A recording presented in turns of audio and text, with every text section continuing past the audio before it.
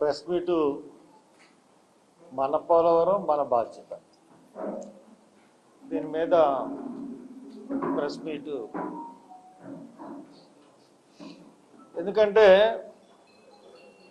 మొన్న మనకి ఎర్త్క్వేక్ వచ్చింది. అది గోదావరి పరివాహక ప్రాంతం. ఆ గోదావరి పరివాహక ప్రాంతంలో 5.3 రెక్టర్ స్కేల్ మీద 5.3 మ్యాగ్నిట్యూడ్ అంటే మ్యాగ్నిట్యూడల్ కౌంట్ 5.3 లెక్క కట్టారు. అది ములుక్కి దగ్గర ఉంది. తర్వాత లోతు 10 కిలోమీటర్స్ అని చెప్పారు. ఒకటేంటంటే మనం ఎర్త్క్వేక్లని ఎప్పుడు వస్తాయో మనకు తెలియదు, మన చేతిలో లేదు. ఎందుకు వస్తాయో కూడా తెలియదు. ఎర్త్క్వేక్ల గురించి ఇప్పటి వరకు కూడా సైన్స్ కూడా ఏమీ చెప్పలేకపోతుంది. ఏదో కింద భూమి పొరల రాపిడి వల్ల వస్తాయని చెప్తారు, కానీ అది సడన్గా ఎందుకు వస్తుంది భూమి రాపిడి, దీనికి ఎవరికి సమాధానం లేదు. బట్ వన్ థింగ్, ఈ పోలవరానికి దీనికి సంబంధం ఏంటి అని మనం చూసుకున్నప్పుడు, మనం 1800 సంవత్సరం నుంచి పోలవరం ప్రాంతంలో భూకంప వివరాలు ఎలా ఉన్నాయంటే, ఈ ప్రాంతం IS 1893 పార్ట్ 1 2002లో సెస్మిక్ జోన్ 3గా చూపించారు. అయినా కానీ 1969 సంవత్సరంలో 1969వ సంవత్సరంలో ఇక్కడ వచ్చిన భూకంపం యొక్క మ్యాగ్నిట్యూడ్ రెక్టార్ స్కేల్ మీద 6.5గా నమోదైంది. మ్యాగ్నిట్యూడ్ 6.1 దాటితే చాలా పెద్ద ప్రమాదం సంభవిస్తుంది. కానీ పోలవరం ఆ దిశలో ఎక్స్టెన్సివ్ స్టడీ అన్నది పెద్దగా జరగలేదు. అంటే ఒకవేళ ఎత్తుకొస్తే తీసుకోవాల్సిన జాగ్రత్తలు ఏంటి అన్న దాని మీద పెద్దగా జరగలేదు. ఇప్పుడు మనం దీన్ని ఏం చేశారంటే పోలవరంలో జోన్ 3 కింద పెట్టారు. 6.5 వచ్చిన దాన్ని ప్రామాణికంగా తీసుకోకుండా 6.6 లోపల ఉన్న ప్రాంతాలని 6.1 లోపల ఉన్న ప్రాంతాలని జోన్ 3గా తీసుకుంటారు. ఇప్పుడు ఇక్కడ 6.3 దాటిందంటే మ్యాగ్నిట్యూడల్ రెక్టార్ స్కేల్ మీద 6.3 అంటే అది జోన్ 4 కింద వస్తుంది. కానీ పోలవరాన్ని ఏం చేస్తున్నారంటే జోన్ 4 అంటే it's a very risky zone, చాలా రిస్క్. ఎందుకంటే భవనాలు కూలిపోతాయి, వంతులు కొట్టుకుపోతాయి, డ్యాములు నాశనం అయిపోతాయి, చాలా తీవ్రమైన ప్రజా నష్టం, ఆస్తుల నష్టం జరుగుతుంది 6.1 దాటిన తర్వాత. కానీ ఇది 6.5 వచ్చిన పోలవరంలో 1969లో 6.5గా నమోదైనా కానీ CSIR NGRA వారు పోలవరం ప్రాంతాన్ని జోన్ 3 అని తప్పుడుగా ధృవీకరించారు. ఇప్పుడు పోలవరం డిజైన్స్లో కూడా జోన్ 3 మోడరేట్ జోన్ అనే అభిప్రాయంతో డిజైన్ చేశారు. అంటే జోన్ 3 కింద డిజైన్ చేశారు. జోన్ 4 అంటే స్ట్రాంగ్ ఎర్త్క్వేక్, విధ్వంసక శక్తి గల ఎర్త్క్వేక్. అటువంటి ప్రదేశమైన పోలవరం లాంటి నిర్మాణంలో డయాఫ్రామ్ వాల్ అయితేనే శ్రేయస్కరం, లేదంటే చాలా ప్రమాదం. ఫ్రమ్ ది బిగినింగ్ నేను Indian standards of dam safety దాంట్లో చాలా క్లియర్గా ఖచ్చితంగా ఒక స్టాండర్డ్స్ ఉంటాయి, ఇండియన్ స్టాండర్డ్స్ అది ఫామ్ చేశారు. ఒక డ్యామ్ కట్టినప్పుడు ఏమేమి తీసుకోవాలని దాని ప్రకారం కూడా ఇటువంటి ప్రదేశాల్లో డ్యామ్ కట్టినప్పుడు డబుల్ డయాఫ్రామ్ వాళ్ళు ఖచ్చితంగా కట్టాలి అని చెప్పేసి అందరికీ తెలుసు. మొట్టమొదటిసారిగా పోలవరాన్ని టెండర్ పిలిచినప్పుడు రాజశేఖర రెడ్డి గారి హయాంలో డబుల్ డయాఫ్రామ్ వాళ్ళు కట్టడానికే టెండర్స్ పిలిచారు. దాని తర్వాత ఏ ప్రభుత్వం మారితే ఆ ప్రభుత్వం టెండర్ని పిలవడం ఇవన్నీ మనకి కనబడతాను. ఈ డయాఫ్రామ్ వాళ్ళు రెండో దానికి వచ్చేటప్పటికల్లా కొంతమంది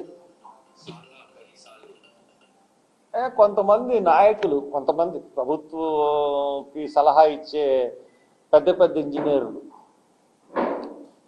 కండలేరు డ్యామ్ కట్టినప్పుడు కూడా మనం సింగిల్ డయాఫ్రామ్ వాళ్ళే కట్టాం. అసలు కండలేరుకి గోదావరికి ఏమన్నా అసలు మనకి ఏమీ కూడా సంబంధం లేదు, కంపేర్ చేయలేం.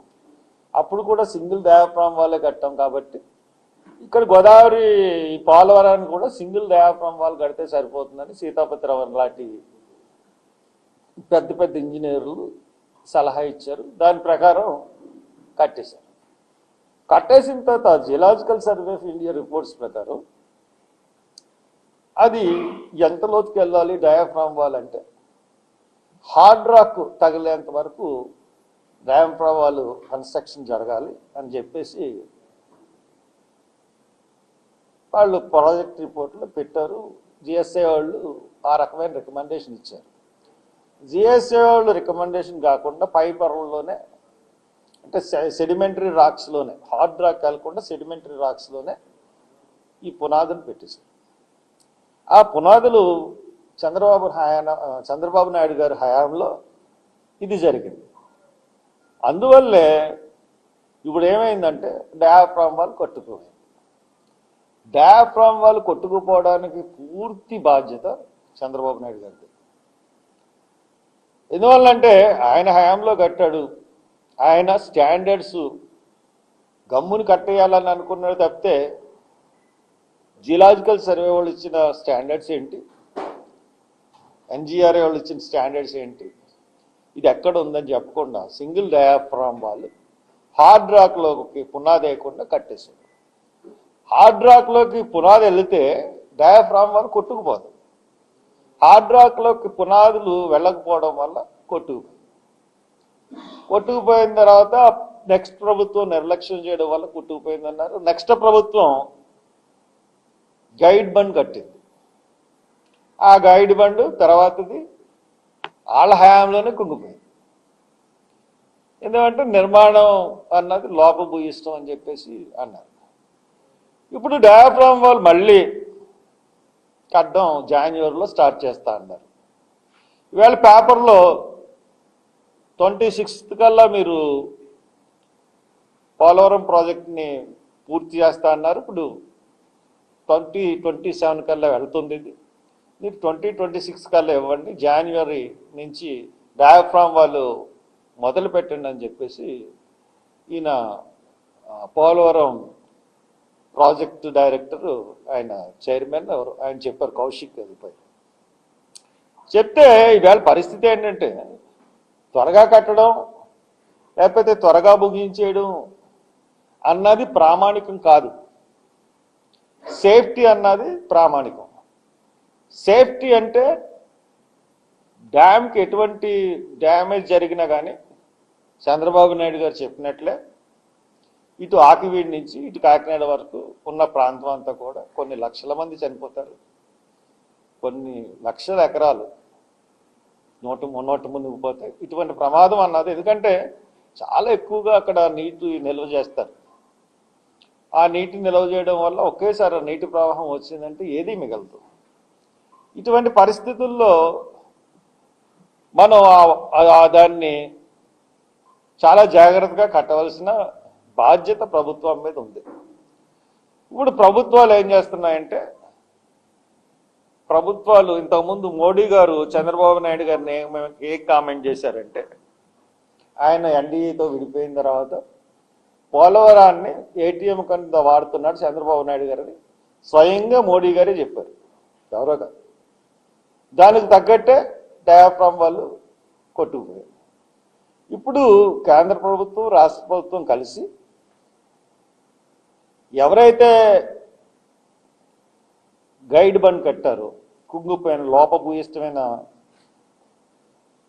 గైడ్ బండ్ కట్టారో, మెగా ఇంజనీరింగ్ వాళ్ళకి మొత్తం ప్రాజెక్ట్ అప్పగించారు. ఈ డయాఫ్రామ్ వాళ్ళు కన్స్ట్రక్షన్ మట్టుకు బేవర్ సంస్థని కట్టమన్నారు. అది దానికి కావాల్సిందంతా మెగా ఇంజనీరింగే. అంటే కేంద్ర ప్రభుత్వానికి, రాష్ట్ర ప్రభుత్వానికి, ప్రతిపక్షాలకి ఎలక్షన్ బాండ్స్ ఇస్తే ఇటువంటి ప్రాజెక్టులని వాళ్ళకి ఇచ్చేస్తారా? వాళ్ళు ఇంతకుముందు చేసిన నిర్మాణాల్లో ఇంకో ఎక్కడో కాదు, ఈ ప్రాజెక్టులోనే చేసిన నిర్మాణాల్లో చాలా లోపభూయిష్టంగా ఉందని మనకి ప్రజలందరికీ స్పష్టంగా కనబడుతుంది.